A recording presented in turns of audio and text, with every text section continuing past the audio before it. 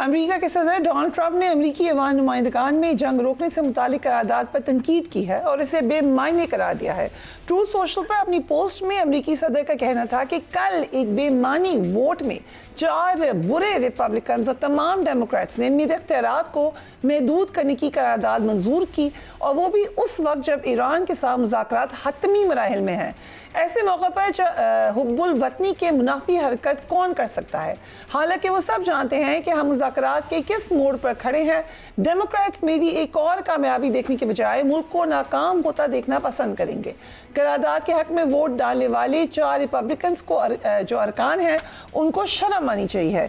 हमारे साथ साजिद तारर साहब मौजूद हैं। Doctor Qamar Cheema, thank you so much for being on the program. Sajid Tarar साहब, ये तो हम बार बार क्रेडिट देते हैं अमेरिकी डेमोक्रेसी को, वहाँ फ्रीडम ऑफ स्पीच है, वहाँ पे फ्रीडम ऑफ एक्सप्रेशन है, हम एनवी करते हैं आप लोगों को इस हवाले से।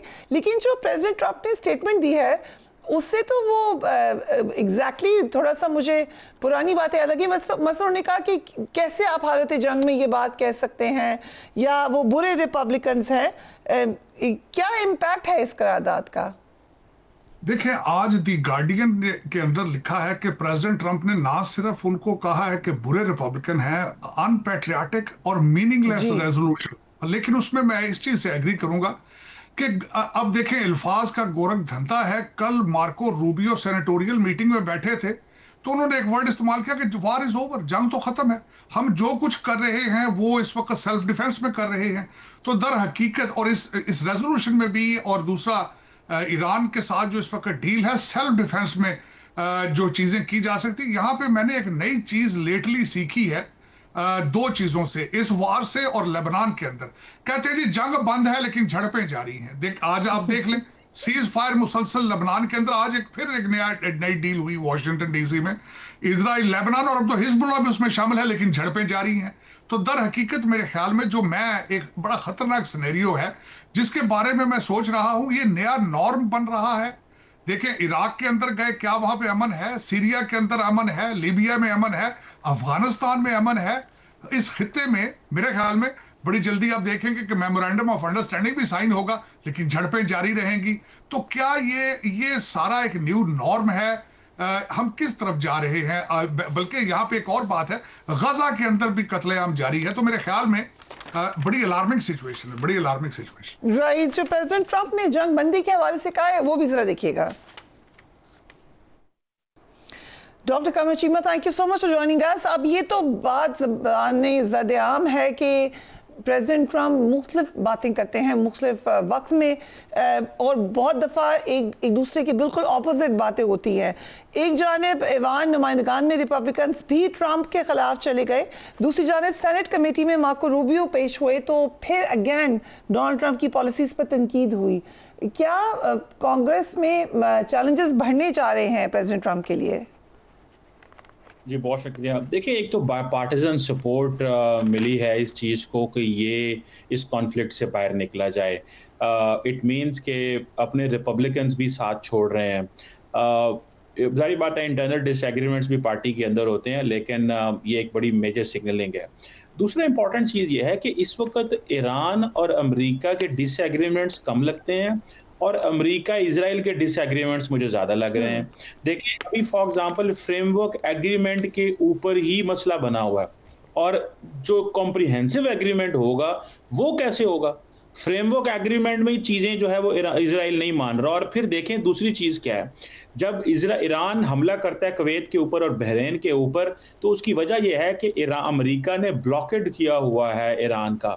तो कोई भी शिप जब बाहर निकलती है, ईरानी पोर्ट से निकलना चाहती है या वहां जाना चाहती है, तो वो उस पर हमला करते हैं। मेरा 6 शिप्स पे उन्होंने हमला की है, 120 से ज्यादा को वापस मोड़ दिया है। तो अब जब अमेरिका उन शिप्स पे हमला करेगा तो ईरान रिटर्न में कहीं ना किसी मुल्क के अंदर जो है वो हमले करेगा।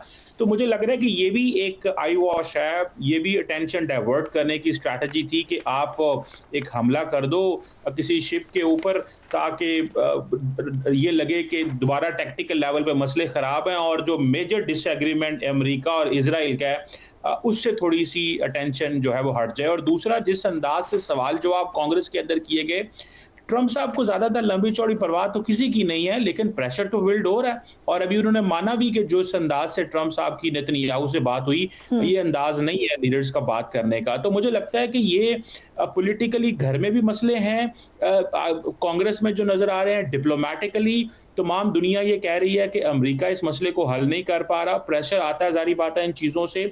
और इससे आप देखें जब ग्लोबल सप्लाई चेन खराब होगी, फूड इनसिक्योरिटी के मसले होंगे, वो भी बढ़ेंगे, क्योंकि अगर प्रॉपर सप्लाई चेन बहाल नहीं है, न्यूक्लियर का मसला हल ना हुआ, रजीम चेंज कर ना सके, एनर्जी डोमिनेंस चाहते थे वो हो ना सकी, तो ऐसे लग रहा है कि ईरान को एक नई डिटरेंस मिल गई जो कि न्यूक्लियर नहीं है, वो स्टेट ऑफ हार्मोज है। अब देखना मसला सिर्फ यही है कि जो ट्रंप साहब चाहते हैं वो उनको मिल नहीं रहा, इसलिए फिर वो कहते हैं कि मैं बोर हो रहा हूँ, ये किस तरह चीजें चल रही हैं। तो मेरा ख्याल है ज्यादा मसला ईरान और अमेरिका इजराइल का है, ना कि अमेरिका ईरान का। तो अगर इसी को हम देख लें, अमेरिकी महकमा खारजा ने ऐलान किया है कि इजराइल और लेबनान जंगबंदी के नफाज पर मुत्तफिक हो गए हैं। महकमा खारजा की जानिब से जारी बयान के मुताबिक इजराइल और लेबनान के माबैन जंगबंदी का मुआहदा दीगर शराइत के साथ साथ हिजबुल्लाह की जानिब से हमलों के मुकम्मल खात्मे से मशरूत है। तमाम ममालिक ने इस बात की तौसीक की है कि इजराइल और लेबनान के दरमियान ताल्लुकात का मुस्तकबिल दोनों खुद मुख्तार हुकूमतों को ही तय करना चाहिए।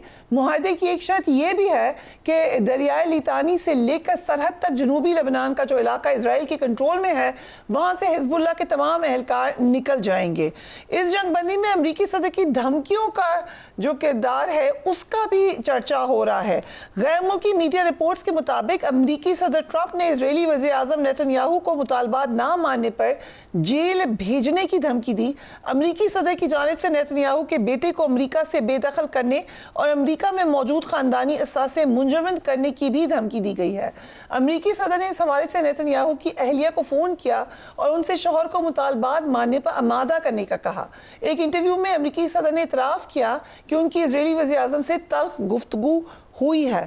साजिद तारिर साहब, ये कितना नया है अमेरिका और इजराइल का इस तरीके से एक टेंशन में आना, स्ट्रेस में आना, ये कितना न्यू नॉर्मल है?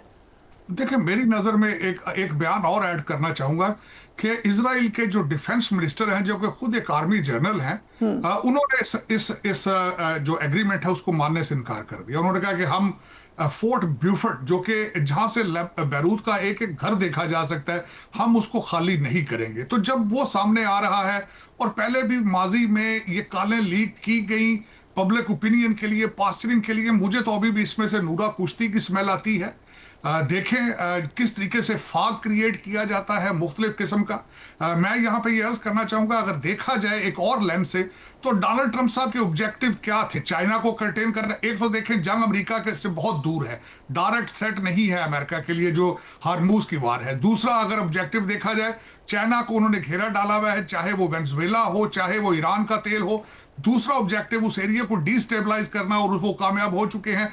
तीसरा अगर पर्पस हो कि इजराइल को सर्व करना है, उसका ग्रेटर इजराइल के मंसूबे को तकवीत देनी है, तो उसमें भी वो कामयाब नजर आते हैं। तो मुझे तो लगता है कि ये एक फाग क्रिएट की जाती है इस तरह की चीजों से। एग्रीमेंट पे एग्रीमेंट हो रहे हैं, सीज फायर पे सीज फायर हो रहा है, साथ झड़पें भी जारी हैं, साथ कत्लेआम भी जारी है, अपने ऑब्जेक्टिव हासिल कर रहे हैं। जो एक और नई खबर आ रही है कि सीरिया के ऊपर प्रेशर क्रिएट करके उस इब्राहिम अकॉर्ड जो है वो साइन कराया जाएगा। गोलान की जो एरिया है वो भी इजराइल को दे दिया जाएगा। तो मेरे ख्याल में अगर देखा जाए तो इस वक्त मैं एक दफा फिर ये कहूंगा, this is a clash of civilization, technology, knowledge, और वो कहते हैं माइट इज राइट, जिसकी लाठी उसका भैंस। मेरे ख्याल में ये इसी तरह की स्टोरी है। इजराइल जो है अपने ऑब्जेक्टिव हासिल कर रहा है मुसलसल, और वो रुक नहीं रहा। कभी कहा जाता है कि इजराइल अमेरिका की बात मानता है, कभी कहा जाता है अमेरिका इजराइल की बात मानता है। तो दर हकीकत मेरे ख्याल में दोनों। साहब, अगर इलेक्शन में नहीं परफॉर्म करते रिपब्लिकन्स, तो फिर क्या अचीव करेंगे इन द एंड? देखिए, उसके बारे में बताना चाहूंगा कि शायद Republican party mid term election हार जाए, लेकिन डोनाल्ड ट्रंप साहब ने दोबारा इलेक्शन नहीं लड़ना। वो अपना मैंडेट अपने एग्जीक्यूटिव ऑर्डर के जरिए खुद कह चुके हैं, ऑन रिकॉर्ड वो कह चुके हैं कि अगर मैं ये इलेक्शन हार गया तो फिर मेरी कोई किरदार नहीं रहेगा, मुझे रोज इम्पीच करेंगे। देखिए, एग्जीक्यूटिव ऑर्डर्स जो है, और दूसरा लफ्जों का गोरख धंधा है इसमें। जिस तरह मैंने आपको कहा है कि जंग बंद हो चुकी है लेकिन सेल्फ डिफेंस पे जाके जाएंगे। और दूसरी एक बात यहां पे अर्ज करना चाहूंगा, रिपब्लिकन जो है पार्टी ये भी सोच रही है कि डेमोक्रेट पार्टी के पास लीडरशिप नहीं है, कोई मैंडेट नहीं है, तो उनके जीतने के कोई इम्कानात नहीं है 2028 में। तो वो जो मर्जी करते रहें, इस जंग से थोड़ा अरसा बाद अगर इकॉनमी फिक्स कर लेते हैं, इन्फ्लेशन कंट्रोल कर लेते हैं, और आज भी inflation is not bad, is 3.8%, unemployment 4.3%। तो मेरे ख्याल में रिपब्लिकन ये समझते हैं कि we are politically pretty strong.